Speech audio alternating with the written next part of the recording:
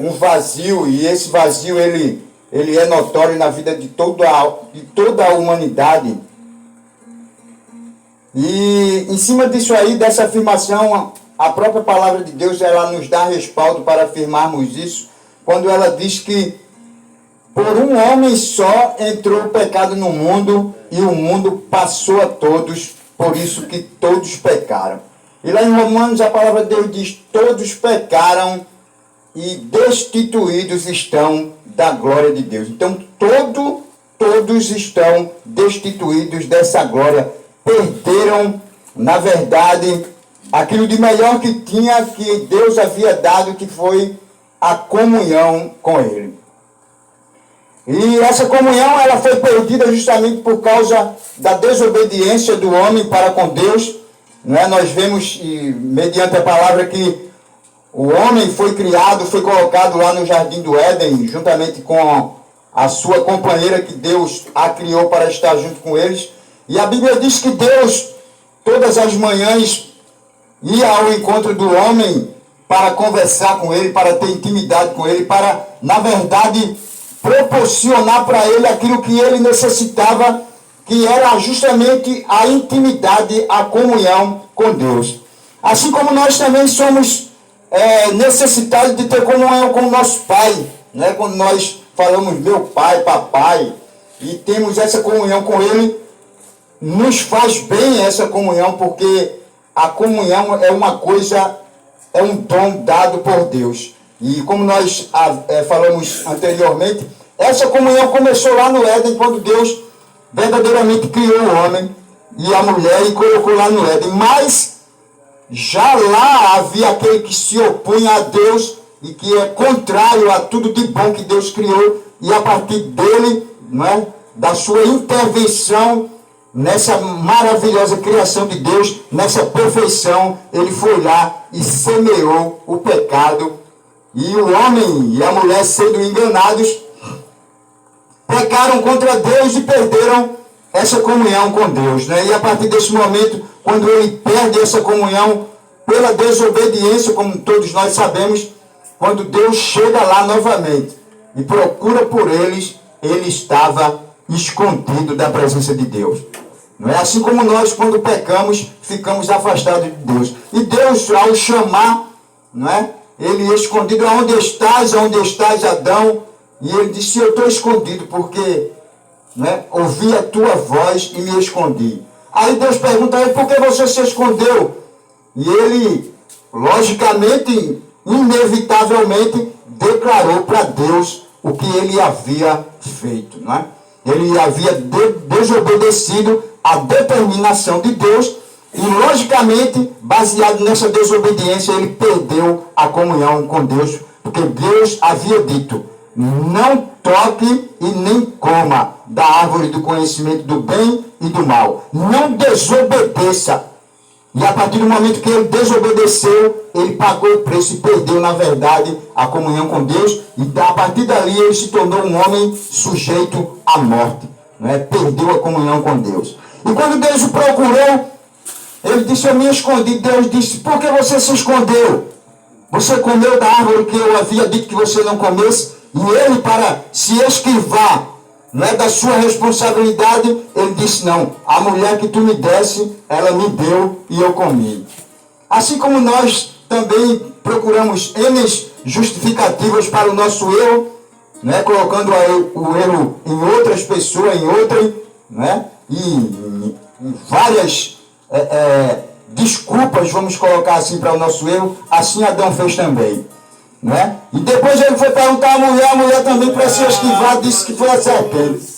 E a gente vê que isso é uma realidade, uma notoriedade na nossa vida. Um sai colocando a culpa no outro, mas na verdade a culpa é nossa. A palavra de Deus diz: de que se queixa o homem? E ela mesmo dá a resposta dizendo: queixe-se dos seus próprios pecados. E às vezes nós perguntamos: por que eu sofro tanto? Por que eu estou passando por isso? Se nós, a Bíblia diz: examine-se, pois, o homem a si mesmo. Então, tudo aquilo que o homem semear, isso mesmo ele ceifará, diz a palavra de Deus. Aleluia. Então, irmãos, esse fruto dessa semeadura começou lá no Éden. Então, baseado nisso aí, nós vamos citar um texto aqui que traz justamente agora a reconciliação deste vazio que o homem, ele ficou com ele recebeu pela sua desobediência esse vazio, e só tem uma forma dele suprir essa necessidade que ele perdeu, é somente se encontrando com Jesus.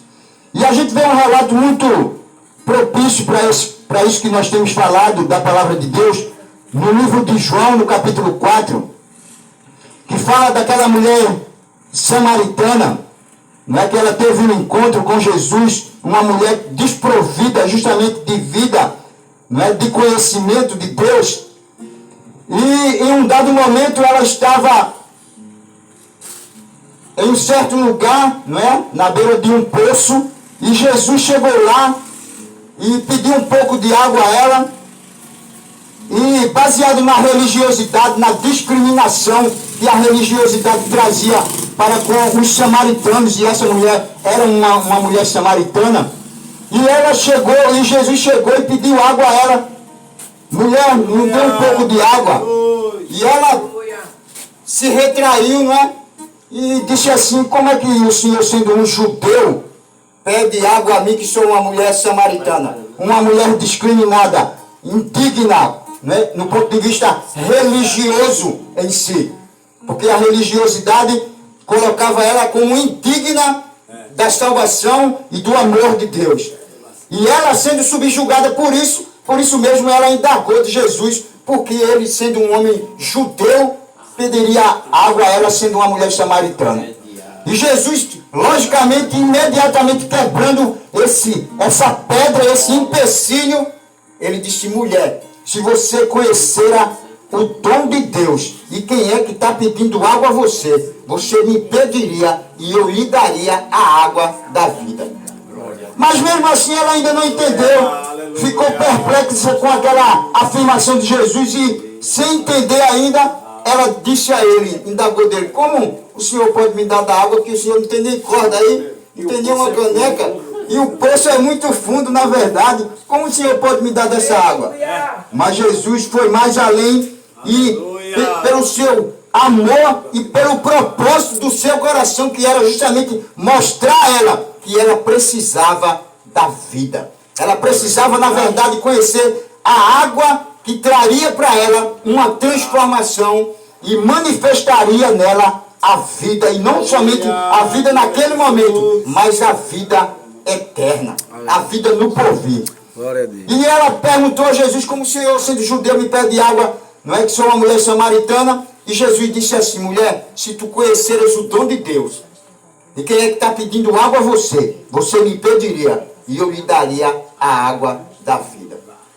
E na continuação do versículo nós vamos ver que Jesus também indaga dela, não é, pelo seu marido e tal, procurando assim expor para ela também que ela necessitava de um conserto na sua vida, não é? Porque Jesus, ele primeiro, ele proporciona a porta da salvação, mas ele também traz à tona os nossos pecados, os nossos erros, os empecilhos, na verdade, que impedem de nós chegarmos a beber dessa água. E ele disse a ela: mulher, vai e chama o teu marido. E ela disse: eu não tenho marido. E Jesus disse: disseste bem, isso tu disseste com verdade, porque já tiveste 5 e agora o que tu tem não é o teu marido.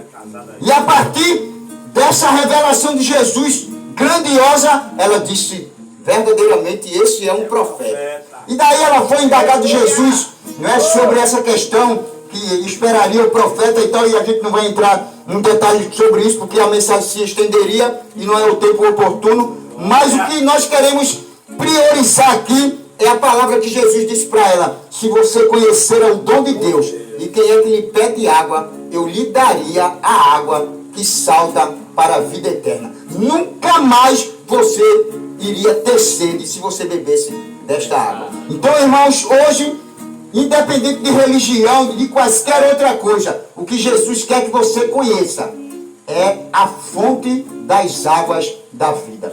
Ele quer lhe dar de beber da água que, se você beber, nunca mais você terá sede.